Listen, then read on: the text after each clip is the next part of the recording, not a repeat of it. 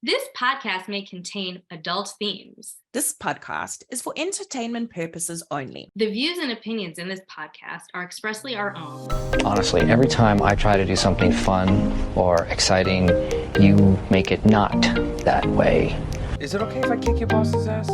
That won't affect your workplace chemistry, will it? All right, who did this? I'm not mad. I just want to know who did it so I can punish them. When I get to the workplace, I like to fuck shit up. Welcome to Let's Break Up, Toxic Workplace Stories, hosted by me, Nicola.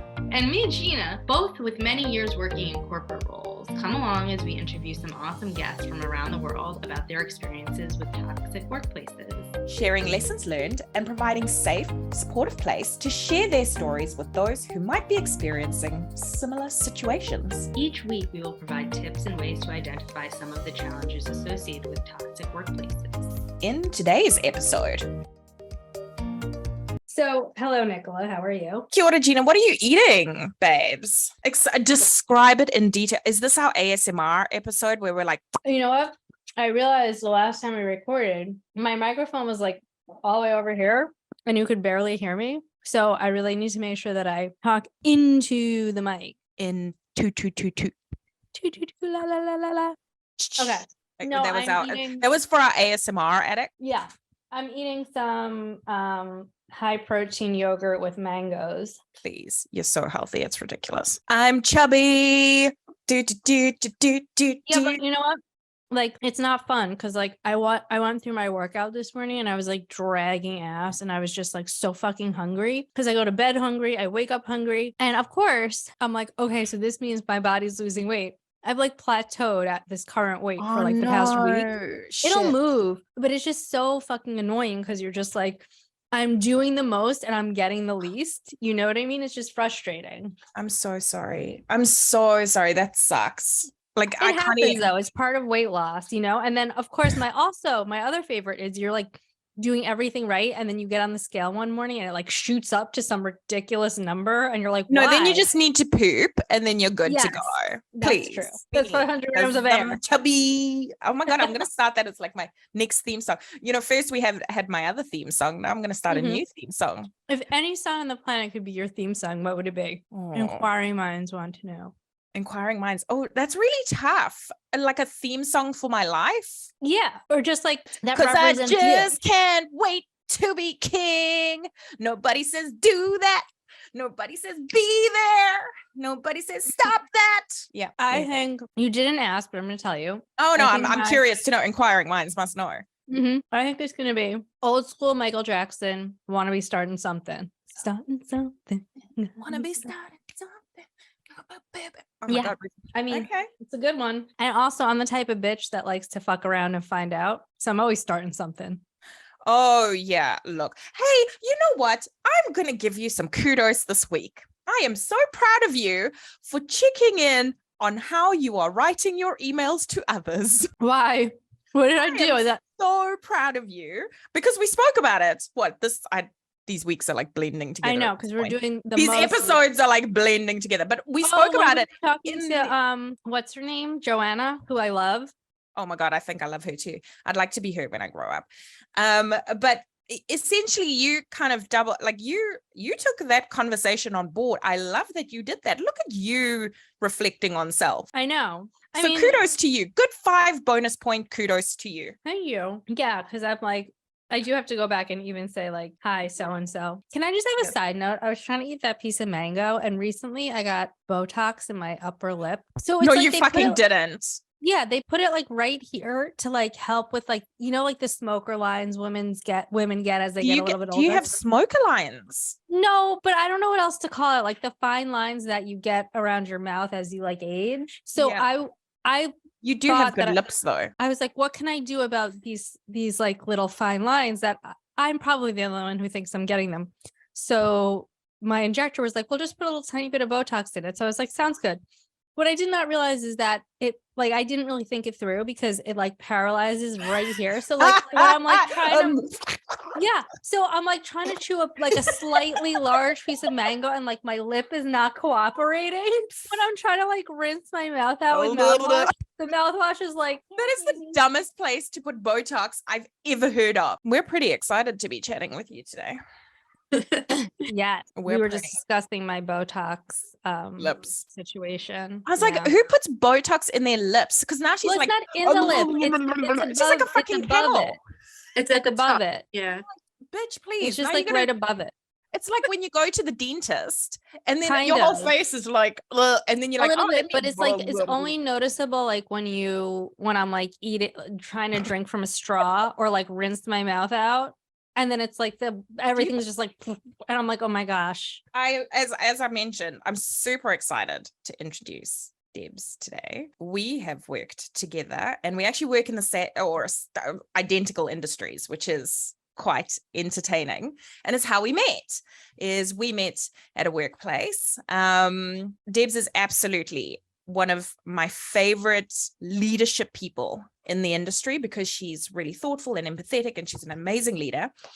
And I think, you and I were just chatting about this, but one of the other things, that we want to ask her about, because fun times, is she also mentored the COO at the toxic place you and I met at. I don't know if you could see that very quick eye roll I just did, but that's about what I'm going to say about that. Yeah. So curious to know just the thoughts there. But Debs, would you like to introduce yourself? Tell us a little bit about you and where you've come from and kind of the industries you've worked in, a little bit more about you, babe. Thank you for the cool introduction. Feel honored to be on the call. Thanks for asking me. Yeah, my name is Deborah.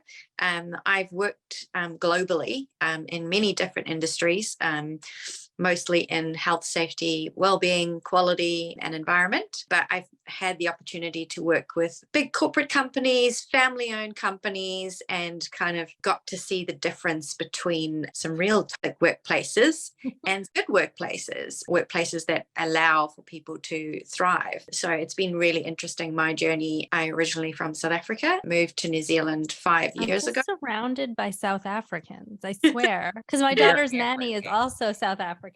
Yeah, so I live with the South Africans all over the world. Did 2 degrees in South Africa, so one of them being banking and the other one Bachelor of Business Administration, and then got into safety and really loved it. Got the opportunity to manage and lead teams in Africa and in Europe, all over the world, and now in New Zealand.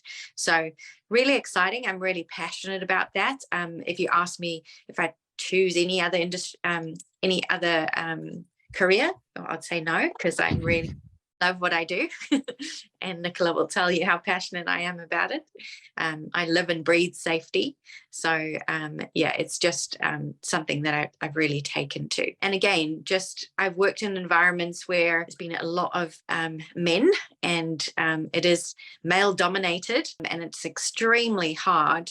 However, I'm happy that I've gone through my experiences of trying to prove myself, because it's really made me stronger and more resilient and understanding of different workplaces and how to handle different environments.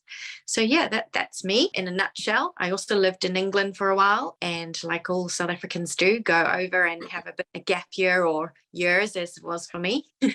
But again, had the opportunity to work in various different environments, not only safety, but yeah, got to experience lots of different aspects of business, and kind of really my forte now is I'm back in banking, and I'm really enjoying it, really getting the opportunity to use some human-centered design and some design thinking, which is awesome, and to bring that into safety is kind of revolutionary in our industry. Yeah, so that's me. Let's dive into some of those really toxic workplaces that you have experienced, because I know there's been a few. And then I say we circle on back in to some of the really good workplaces that you've worked in, and some of the suggestions you can give to people that might be listening to say, hey, here's an opportunity to do better.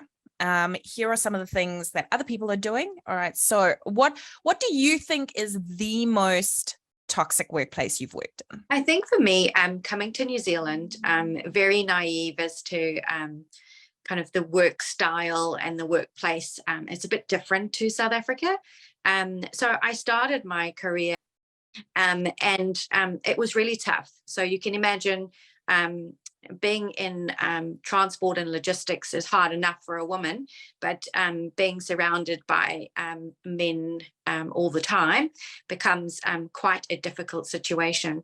So my story really is about how I was in a really senior position and I was really enjoying it, really had a really good time, really making my mark in the company. And I got to work with many different people. And one particular person that I worked with was a senior person, quite senior. And we formed a friendship. At first, I thought he was a bit of an arrogant prick. You know, we started to get on and I thought that, you know, he was a genuine person and he really cared about the company and what it's stood for at the time.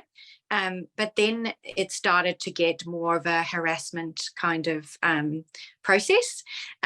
So yeah, it started with calls in the you know, early hours of the morning, and it started to get like I would have to go to his office all the time, and there was no way out of it because I had to work with the operational people, right?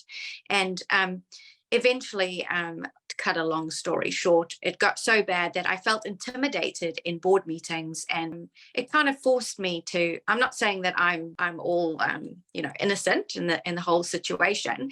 However, it did end up in me and my marriage breaking down. It was a difficult situation, put it that way. And all along, if I had been a man in that position, this would never have happened. And I felt that he used his power to create this toxic base where it kind of me down the wrong path, put it that way. And then I found out later that he had had many affairs with different people in his previous work and at that particular. So for me, I think that having this kind of toxic person, it's really intimidating. It just, my entire life spiraled out of control.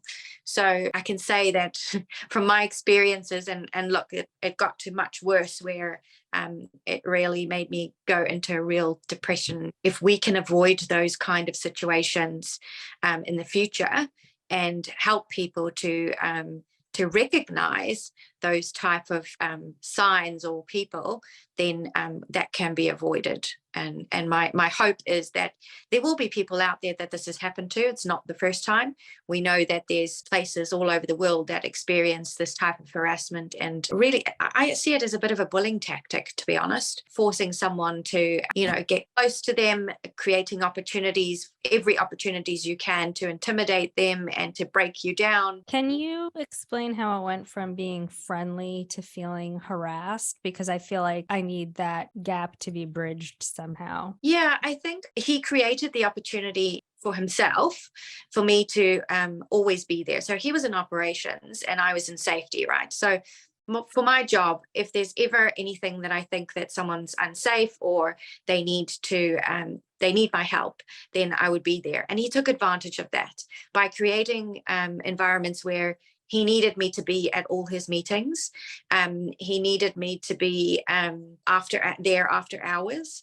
And the whole time was the excuses were, oh, I need you to help me with this safety problem or this safety issue that I have. And at first I thought that was genuine. That was what he needed me for. But then it became like he started paying me a lot of attention. And he started creating opportunities for us to go out to lunch, for example.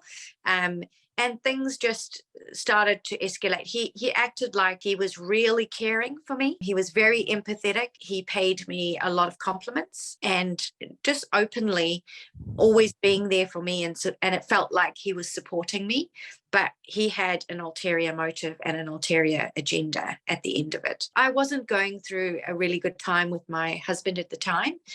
So I was kind of looking for that attention, and he was just giving it to me. And he wasn't afraid to call me at 2-3 in the morning to say, oh, Deborah, I've got a problem here, or I need your help here.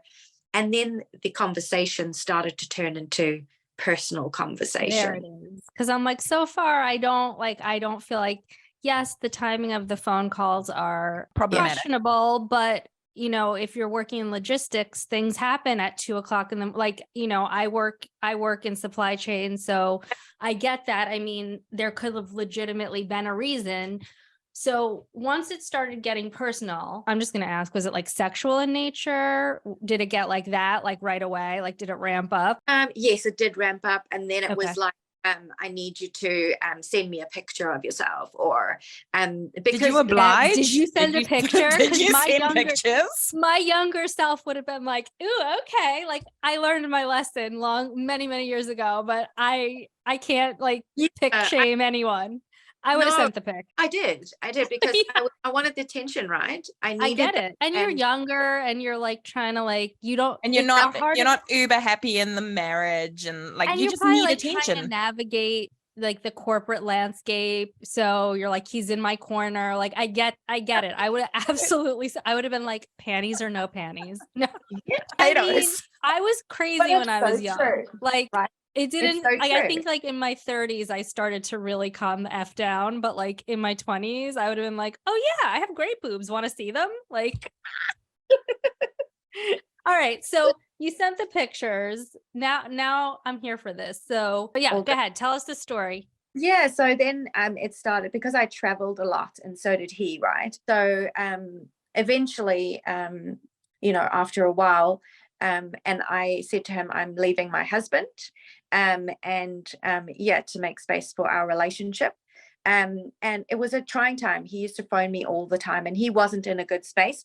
I honestly think he was on drugs, to be honest, because Ooh. his moods were kind of up and down all the time. And for me, I know that behavior because I've been there myself, and I just knew something was not right.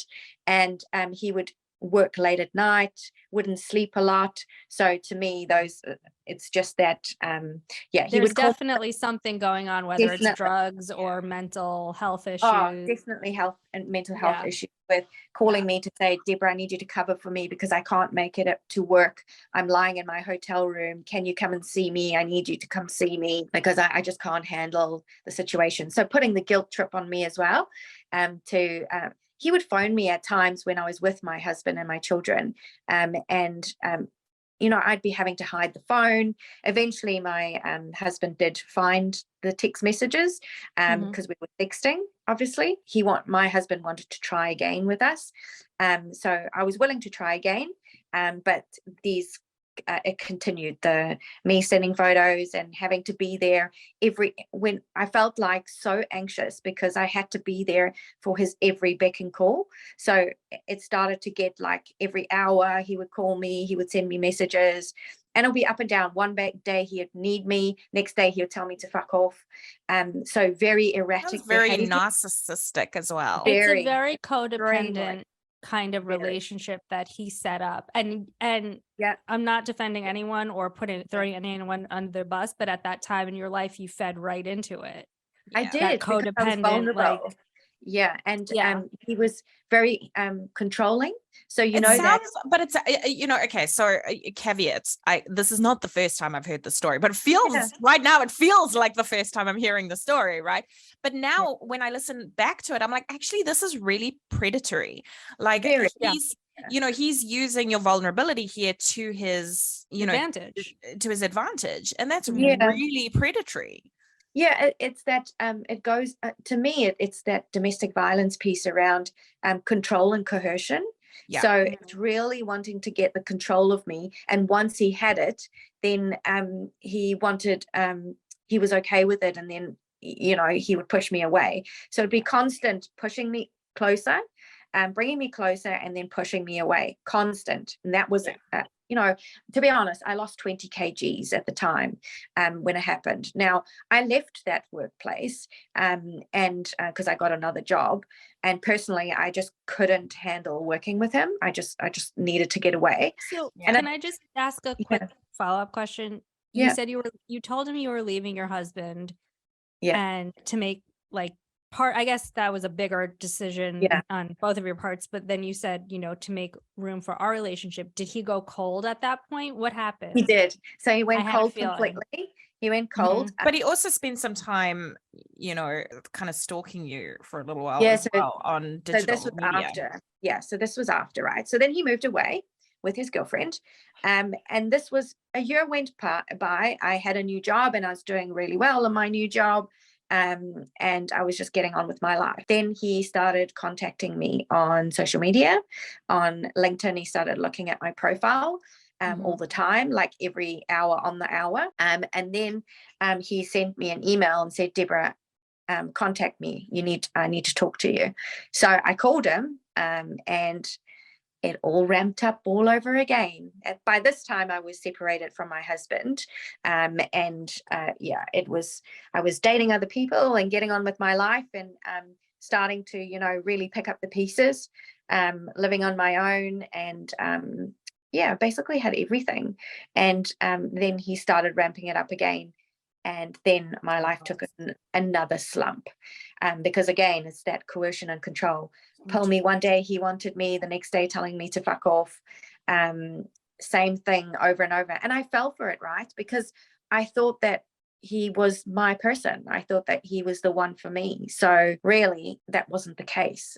He was just playing me. And then he ended up coming back into the country and I met him at his hotel room. And that time we did have sex. I felt nothing. I felt numb. Like I honestly didn't feel anything. And I told him that I didn't feel anything. Like it just felt shitty. Like, was it formal dating while you guys were working together? No. Or was it just kind of like, okay, I No, it understand was the situation. It was like yeah. a situationship. And he's since met someone and he knows exactly what I do and exactly whom I'm in a relationship with. And look, now I have an amazing partner who's really, really awesome. And he knows my entire story. And he knows the situation.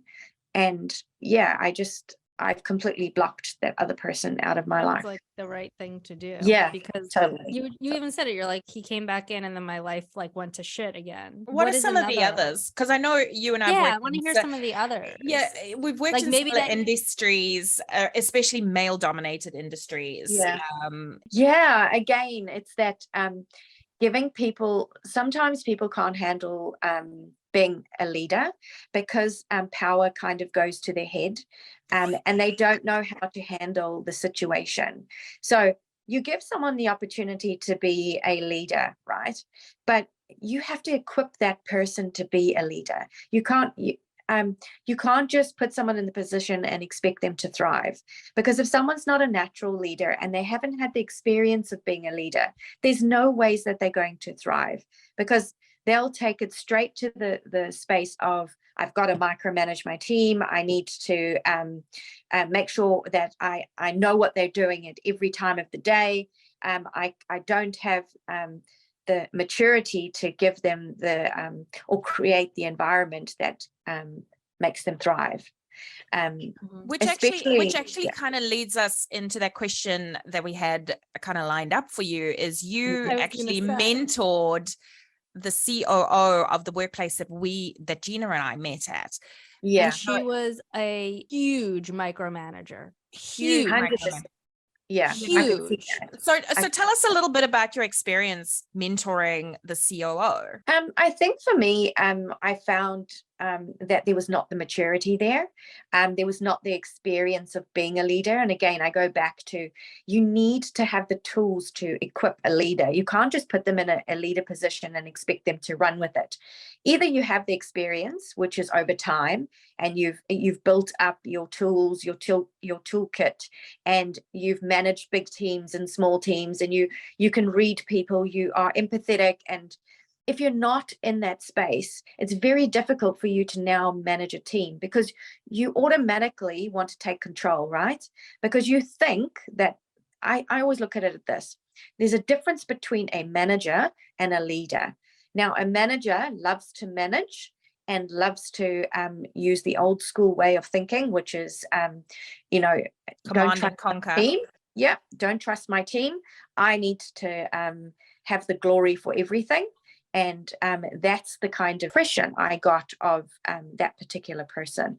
I don't think that that person was equipped, first of all, so to be in that position. They were like, I don't mean to cut you off, but they were 15 years younger than me, walking into a role that, and they had zero corporate experience. 100%. And it was hard for me to reconcile someone, and I think Nicola felt the same way. You know, I have almost 20 years of corporate experience, and both the CEO and COO were both in the same boat. They had almost virtually no experience. For me to be like slapped on the wrist when I was too firm in an email really was a hard pill to swallow, because it's like, I have to be firm because I actually know better, because I've lived it 15 times in the past. You know, it just ignites that frustration. It brings me right back to that period where I literally had one of their journals and I was banging it on the desk because I was so fucking frustrated. So yeah, I mean, so do you think that startups, for example, do you think that they're ill-equipped to, as they grow, they don't really think about that leadership piece and what it means to put the right people in the right position? They think so. In this particular startup, they thought they were doing that, but when you have someone in a hiring position like the COO and CEO who have no experience actually hiring the right people, who don't even know the actual role that they need to hire, it's a whole shit show. That's why you need to bring in a legitimate HR or hiring manager who has done this before and have them take over. I could literally have a podcast just on how fucked up all of their procedures were. You know, stop like that. I'm like and like for like 25 weeks worth of just like talking about it. But you know, I don't want to, Nicola and I don't want to give them that much attention because it's not worth it. But it really, like, it brings me right back to that frustration, because you nailed it. It's like there was lack of experience and lack of maturity. So can we just pause here for a second and remind people that if this podcast is something you enjoy, we would love to hear from you. You can find us on Instagram, LinkedIn, and YouTube at Let's Break Up Toxic Workplace Stories. Sharing and subscribing really helps us feel validated. Anyway, carry on. Definitely. And I think, it's just someone trying to, they've been put in that position and trying to take control and basically get all the glory for it, because they think they're doing the right thing, but they're actually not. So the advice that I had given that person was not taken on board. And of course it wasn't. Went straight back to and I said to Nicola this before, what I first I got the impression, and I hate sugar sweet people, where they're so nice and behind your back they will tear you apart, and that's the impression that I got. For sure. Meanwhile, I was fired because I told people exactly what I thought of them to their face, and would then repeat it and say, well, I already told so-and-so that I think her idea is bullshit, and that's why I got fired. Who would you rather on your team? Oh, I'd rather someone be honest, to be honest. Yeah. Honest, to be honest. Yeah. But like, so would I would like someone to be like, Gina, you're being fucking annoying and micromanaging me. Please go away. And I'd be like, okay, fair. Yeah. And that's the thing. I always remember when I worked with my team at a huge organization, and I always said to them as their leader, if I'm doing something wrong, you have tell me. Come into my office and tell me, talk to me about it. And they did. And I had to swallow my pride and take it. But it made me a better person. And it made me understand the situations that they were being put in. For example, I was putting too much pressure in terms of workload or whatever that is. But it really created that open door policy where they could come and tell me and I could go to them and we could be honest with one another. And it created the environment where our team really thrived. And it wasn't just me being the leader. Yes, I was there to guide and provide my experience, but I let them get on with it. And even now I do the same thing.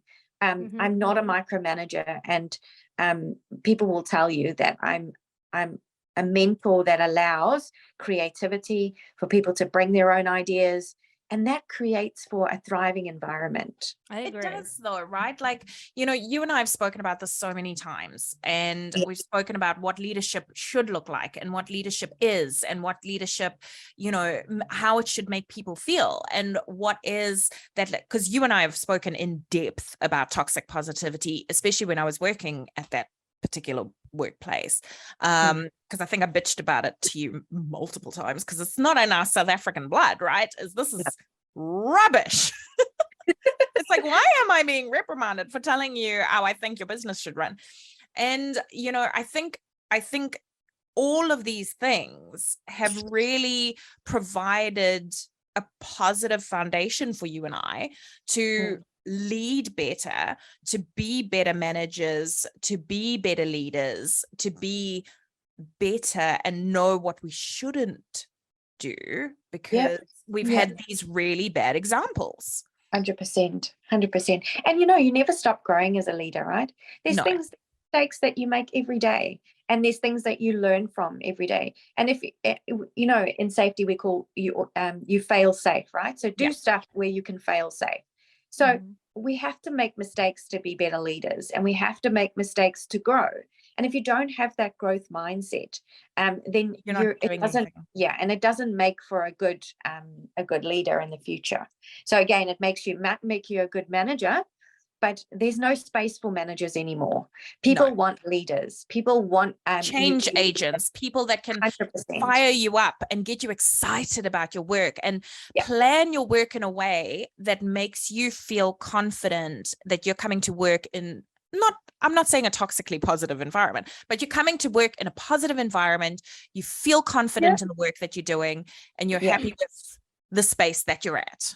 100%. Yeah. So, okay. So circling all the way, I feel like that's going to be my catchphrase in this. That is like, mine's like problematic. Yours is problematic and mine's like, okay, circling back. And gorgeous. And gorgeous. You're gorgeous. Shut up. You're gorgeous. You and your Botox lips. So gorgeous. That can't like actually suck from a straw. Oh no. I can't even deal.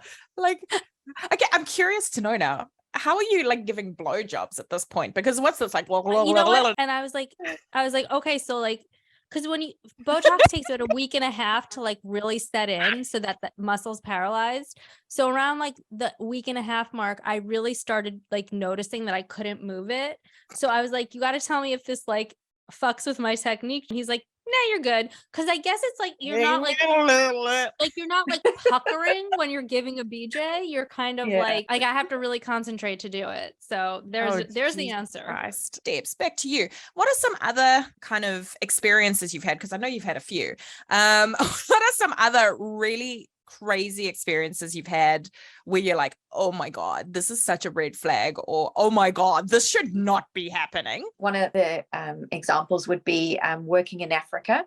So I looked after 9 African countries for health and safety, which meant that I had to travel to many different places in Africa. And one particular place was very male dominated, and having to deal with male issues was quite an experience for me, because I was really the only woman in the environment or in the country that was working on this project, and I had to deal with situations that we had men living in a villa, sex workers, and it was really an eye-opener for me. Wait, is that considered a no-no, having sex workers come into like a company? Yes.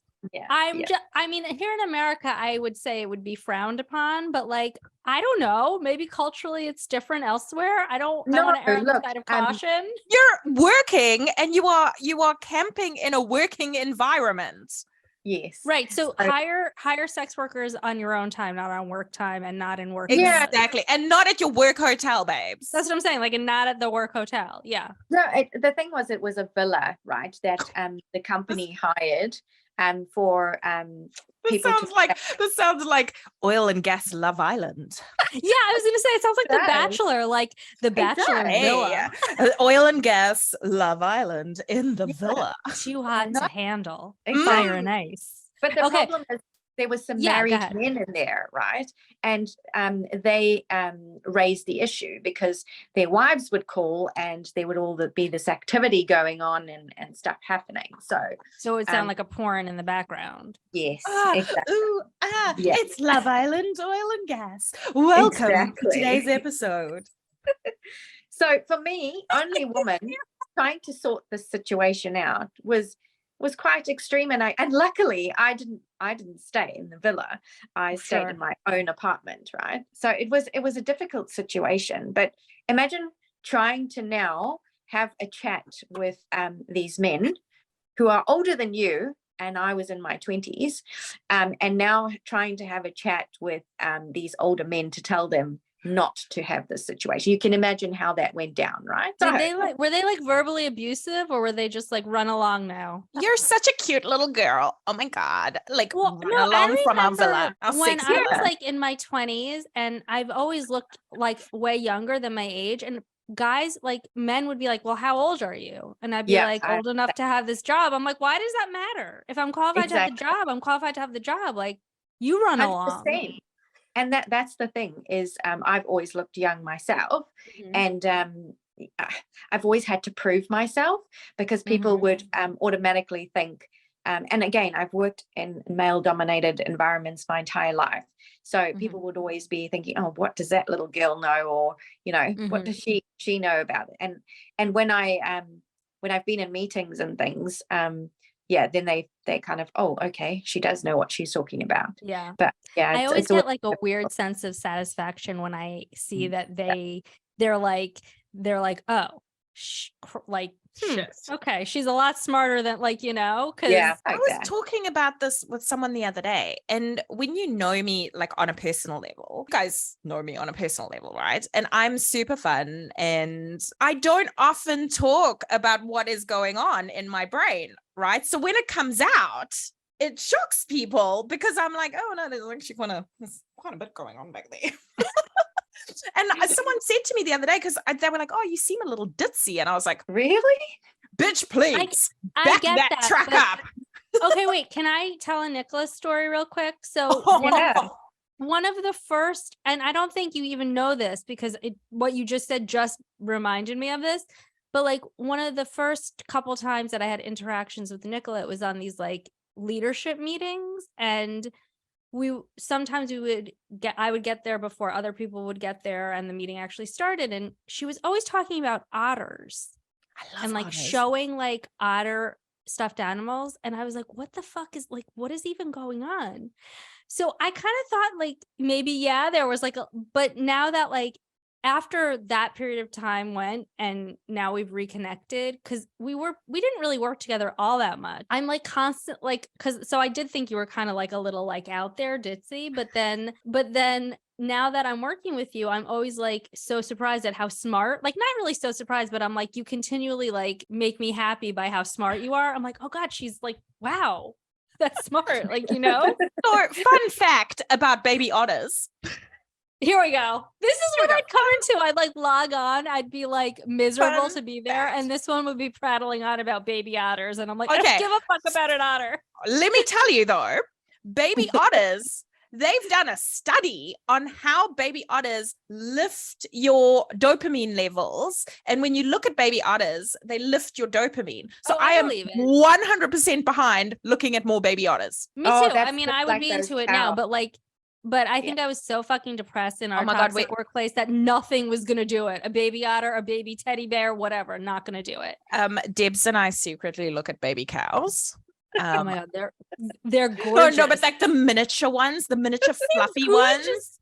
I know. Oh my God, we love them. Are you talking about like the ones that have like the reddish brown kind of? Yes.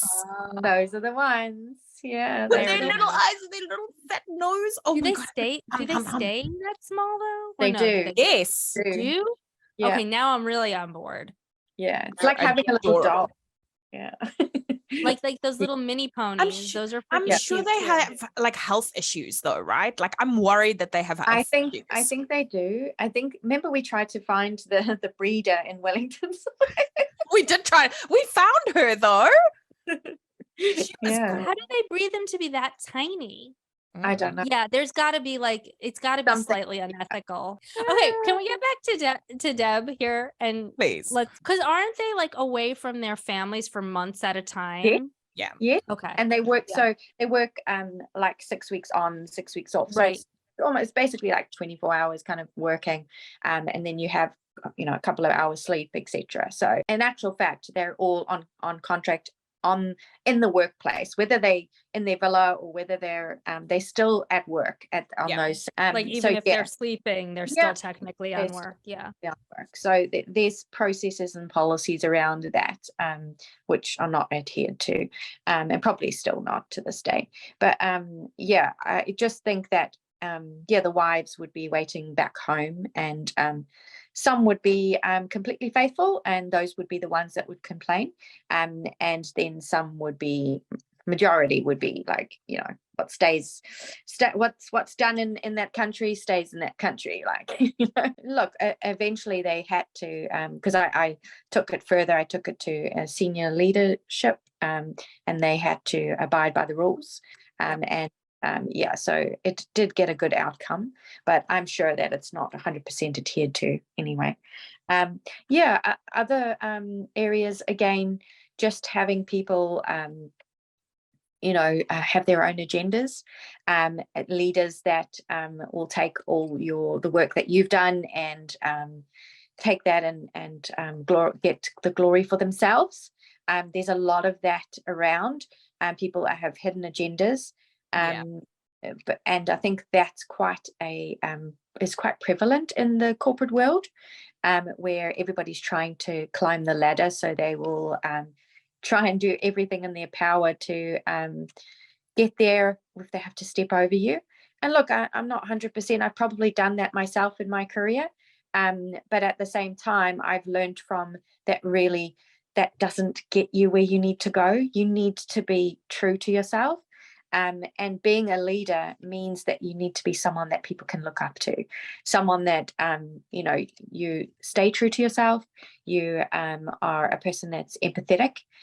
You make sure that you can be vulnerable, that you can be honest. That honest piece gets a long way. If you're going to be leading someone and you're going to tell them what they want to hear, what's nice to hear, then you're not going to really help them to grow, right? So when you talk about being honest and telling people up front what what you think of them, or what you think that they're not doing right, or what they are doing right, I think that's really important. Don't sugarcoat things. You need to be honest. Otherwise, the person's never going to grow. Your team member's never going to grow. Your team's not going to grow. So you can take feedback, fine, as a leader, and you can create that environment where you ask your people what they think of you, to give you feedback, positive and negative feedback.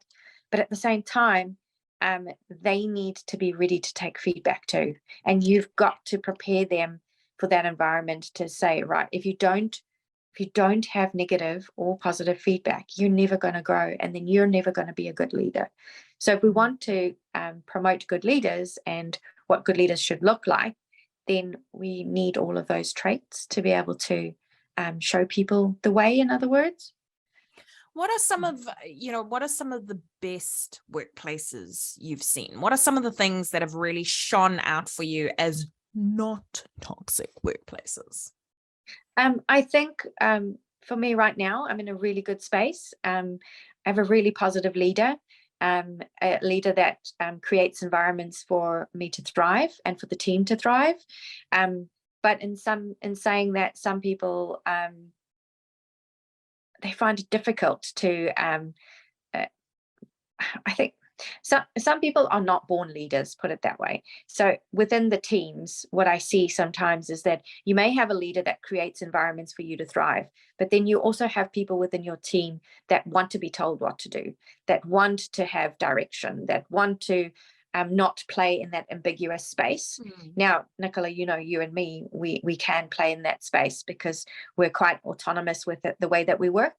And leave us to solve a problem, we'll find the solution, right? And we'll go about it in a way that will bring stakeholders along the journey. We're quite engaged and quite collaborative. Now, there are some people that aren't in that space, and it's very difficult for them to learn to be in Yes. that space. Yes, 'Cause very I feel like, and this is no affront on those people, but sometimes you've got like that natural intuition to be Yeah.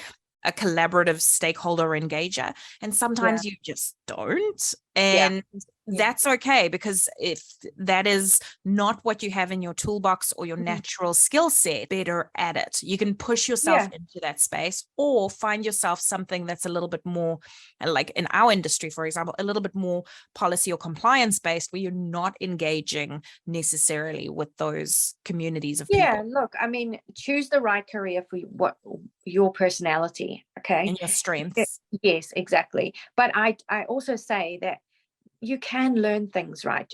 You may not have the ability to network or engage or be collaborative. However, there's no reason why you can't learn to do that. You have to be bold and brave to put yourself into that situation to grow.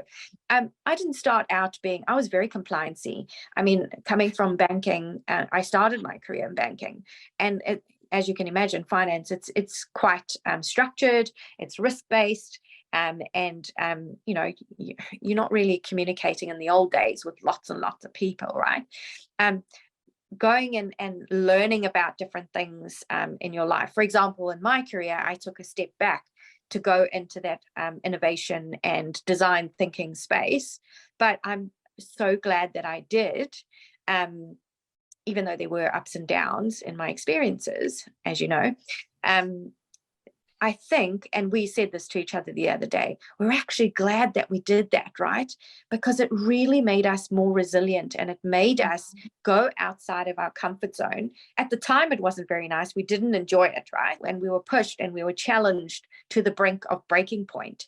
However, now looking back on it, how awesome to be able to take those tools that we've learned and put them into a space that Is safe. Yes, and we can teach others, right? So again, I say that it's not impossible. If that's not your forte, it doesn't mean that you can't try new things, and you can't you have to put yourself into vulnerable situations to be able to grow. Because if you don't do that, then you're never going to expand as a leader. We grow every single day. There's new things I learn all the time in my position, and I'm fortunate enough to be given these opportunities because I have a willingness. My mindset is that growth mindset. I have a willingness, and people see that. They will see that you are keen to learn, that you are keen to give your opinion, even if it's wrong. Who cares? At least you're having a say, right? What's the worst that can happen? Someone can shut you down. So what? At least you've tried. At least you've put your idea forward. So I think you have to build up that resilience to take bad feedback and to take good feedback too. Yeah, I had someone on my team who made up bad feedback that I said in a team meeting, and I was like, I never said that. Have you ever come across anything like that? Yeah, a few times. I think for me, again, it's standing strong and true to who you are, and it's guiding that person. And I've worked with some people who don't like my leadership style, which is to create environments where people can thrive and bring in their own ideas. Lots of time they'll come to me and say, Deborah, what should I do in this situation? And I'll be, what would you do? What do you do? What are some of the things that, kind of throwing it back. What's funny is we have a very similar leadership style, and we will bounce it off each other. But it puts people in the spot, right? Because they're coming to you because you're the leader. They're expecting you to give them the answer, but they're never going to grow if you're going to give them the answer. Okay. Look, it's good to be there to guide and to say, but the first protocol is, what are you going to do? And you have to teach people to start coming forward with their own ideas. And think for themselves. Yes, think for themselves. Excited. Yes, exactly. If they're used to a leader, and I've been in the situation where the leader, my predecessor, in many situations has been a very controlled leader. So they haven't provided an opportunity for their team to grow. All they've said is, this is what we're doing, and I need you to go and do this. And so the team gets lazy. They get used to someone telling them what to do all the time, and they get comfortable with that. And then comes a leader like myself or Nicola, or Gina, and we're different. We want to have people to be part of the solution. We want people to contribute. We want people to collaborate. We want people to go out and find out things. And that's not always easy for them, right? And it puts them in that ambiguous situation where they think, oh shit, I don't like this leader because she's not helping in terms of giving me the answers. But that's not what a leader does. That's what a manager does. But that's not what a leader does. I've had situations where people underneath me think that they're being like autonomous and able to like work in that ambiguous space, but they're really not. And then they're not actually open to feedback. And I feel like that creates its own little web of toxicity. Yeah. Or then I've had other situations where they were mistakenly thinking that they were the leader of the group when they're not. And then the actual leader, in this case, myself, comes in and kind of says, okay, right now we're all going to be answering to me for like the next 90 days just to get some shit together, affect change management. And that created like a shitstorm. I don't know. I just feel like that goes back to like the C-suite leaders who are not doing their jobs effectively. It's like a trickle down theory. You know, it's like if the owners or CEO, COO can't figure it out and don't know how to not micromanage, it's just going to be a fucking mess underneath. It is. And I guess that comes from experience and maturity, right? But it also needs to be their willingness to change. Because if they're not willing to change, then it's almost like it's a lost cause. It's almost like they need someone completely like an independent to come in and say, right, the way that you're leading is damaging your business. It's detriment to your profits. It's detriment to your product. That's what. Well, I think Nicola and I were doing that in our particular thing, but I think this is like a very interesting phenomena. They did not want to hear it. Yeah. So it became, I'm the problem. Nicola's the problem. But then it's like, okay, and especially me, I was completely objective. I had no idea this company even existed. And I stepped in and I was like, whoa, you guys aren't using any kind of retail buying calendar. Like, this is, how are you getting anything done? How are you getting anything done properly? And I was just told I was like basically a condescending cunt. And I didn't, that's essentially what it boiled down to. Yeah. That I was being a condescending cunt who came from too much of a competitive background. And I'm like, oh yes, I'm competing with the people underneath me who've never had another job and the people above me who've never had another job in their entire life except for this one. So yes, I am being so competitive. So the thing is with them, it sounded like they wanted change to happen, but they weren't ready for it, right? They weren't ready for the real truth. To be honest, it sounds to me that yes, they wanted to expand, yes, they wanted to have new people with new ideas coming in, but they weren't ready for the truth. They weren't ready for someone to come in and say, look, if we're going to really be successful, we need to do it this way. So I would say that they weren't ready for change. And no matter whether it was you, whether it was Nicola, whether it was anyone else, like an expert coming in, they still wouldn't. They just wanted everyone to drink the Kool-Aid, essentially. Yeah. Have you ever been in any workplaces that are similar to what? Oh, 100%. As for example, didn't listen to the directors, didn't listen. So they employed directors into the company who had a wealth of experience, and all the directors basically resigned because the family was not prepared to listen to what they were saying. And what happened? The company lost all their money, and they basically resigned because the family just didn't listen to them. And the company waste 100%. And I tried to make change. The CEO tried to make change. The CFO tried to make change, and the family just didn't want to listen. They didn't want to listen. So the Did CEO they end up going out of business? No, they didn't. They sold their business. Yeah, they sold it. It was just a classic example of they wanted change. They wanted to understand why their business was not making money. So they got all the right people in the right places. And when the people in the right places started telling them that they need to change their business model, need to do this, need to try this, they wouldn't listen because they thought they were right. and they were not prepared to, their own egos took over, and they were not prepared to listen to anyone else, to their detriment, right? So in safety, we always talk about don't be afraid of the red, because in the old way of thinking, when you brought up anything that was a risk and you didn't have the right controls in place, naughty. Yes, your senior leaders would think, oh my God, what the hell? Why is this in the paper? Take it out. We don't want to hear what's wrong. So similar situation, right? It's actually good to know that you're in the red, because it helps you to improve and it helps you to grow. If you're not gonna, if everything looks rosy and fine on paper, I would be worried. It takes a big person to be like, okay, I remember I was in debt, like personally in debt, and I just didn't want to look at the amount. Like I had an idea of how much it was. Like I was like, probably like 10,000 in debt. And obviously once I finally was ready to face up to it, it was a lot more, but it was the same kind of mentality. It's like, okay, I think I know what's going on, but if I really put it on a piece of paper, it's going to like be a sucker punch and I'm going to be like flipping out.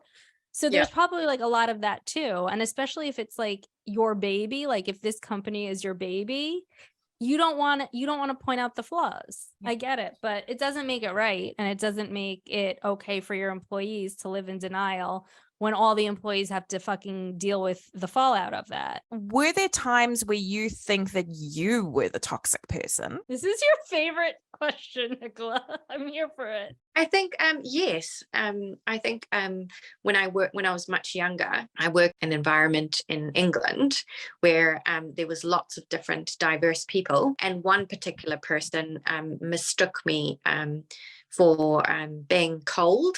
And again, it comes from our culture, Nicola. We're quite forthcoming, quite straight up. South Africans are very straight up and will tell it like it is.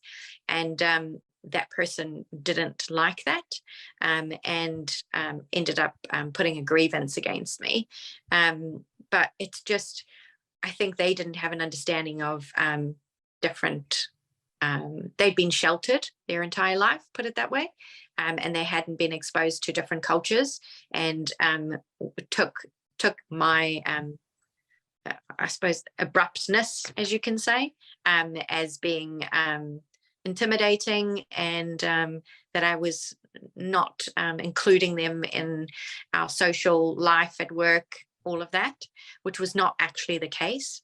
And it was quite difficult for me to accept that this person had taken me in that way, because I'm genuinely the kind of person who likes to get on with everyone. And I found it quite difficult, but at the same time, I was open enough to say, okay, maybe I was coming across that way, and maybe I do need to change the way that I approach situation. First, I was quite defensive and quite like, oh, what the hell is wrong with this person? Why is this person treating me like this? Why are they saying that I'm being a horrible person? I do get impatient. I know what good looks like and I know what can be done, but then we've got all these hundreds and thousands of reasons as to why it can't be done.